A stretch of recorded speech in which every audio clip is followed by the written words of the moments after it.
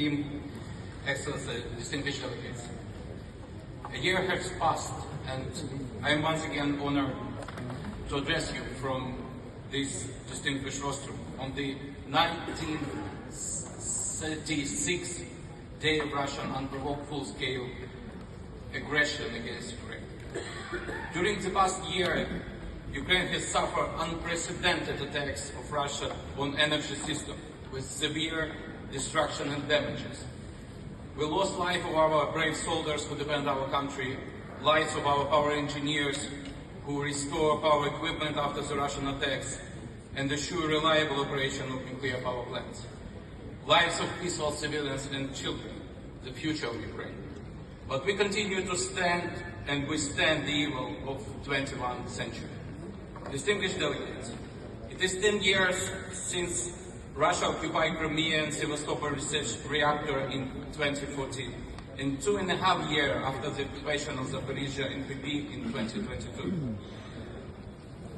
While the whole world is on its way to sustainable development, advanced nuclear technology, and commissions new nuclear power generation capacity, Russia, in barbarian way, is deliberately destroying Ukrainian Zaporizhzhia and PP, demonstrating full disrespect to the international law system, undermining its effectiveness.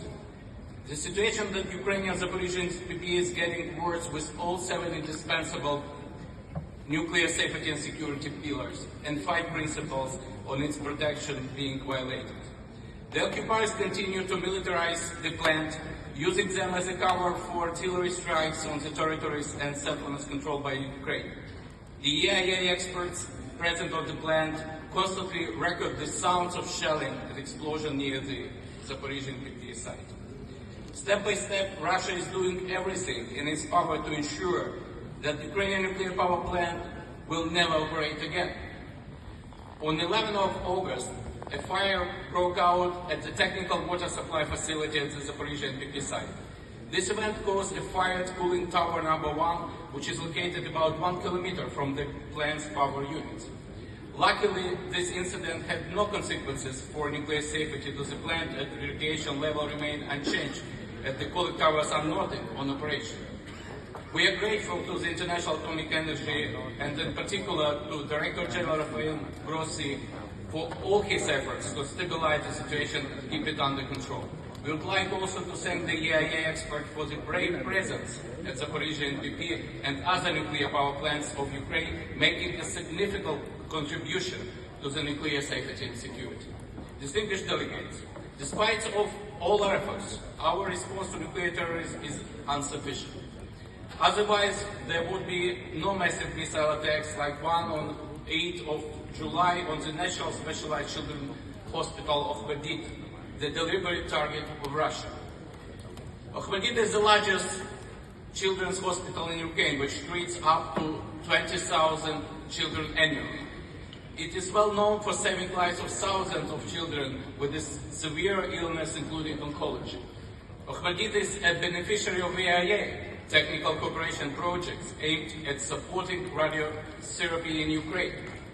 At the moment of missile attacks, there were 27 sources of ionizing radiation in the oncology department that were luckily not damaged.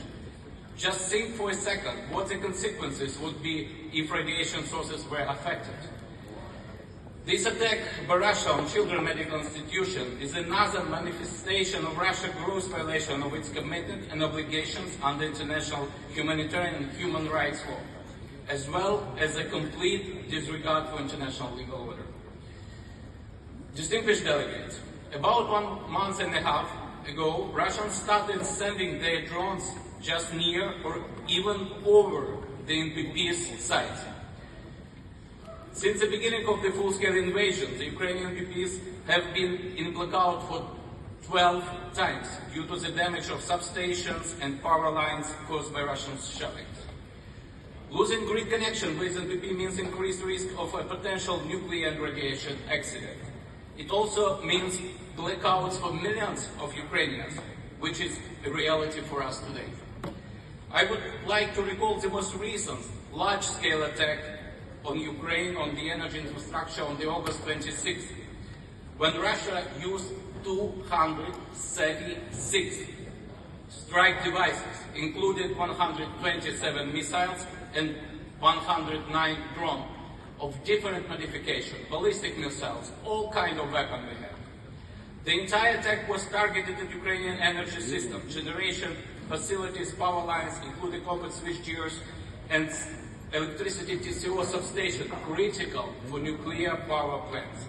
I am very grateful to EIA and personally to Rafael Grossi for implementation of the recent decision to start monitoring missions on substations in Ukraine which are critical for nuclear power plants. The Russian attack at that day had a direct impact on Ukrainian nuclear power plants, including emergency shutdown of 3 nuclear units. It was only thanks to the professional actions of the personnel that a nuclear incident was avoided. The total cost of these attacks, only one-day attacks, was estimated about $1.2–1.3 billion. How many useful things could Russia do with this money? Investing to the funds in the development of nuclear science and technology, food safety, and other research areas for the benefit of all mankind. How much longer we will observe Russia's deliberate violation of EIA statute, deliberate and repeated disregard for resolutions of EIA Board of Governors and General Conference.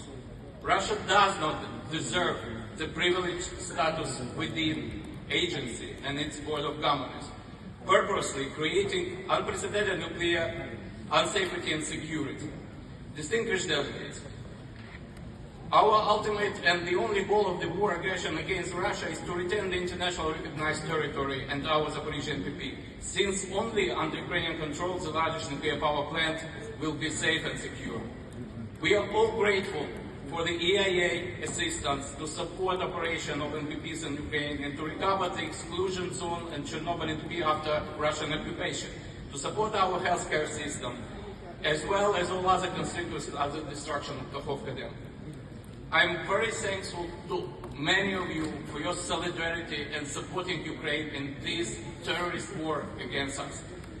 Thank you very much for your attention.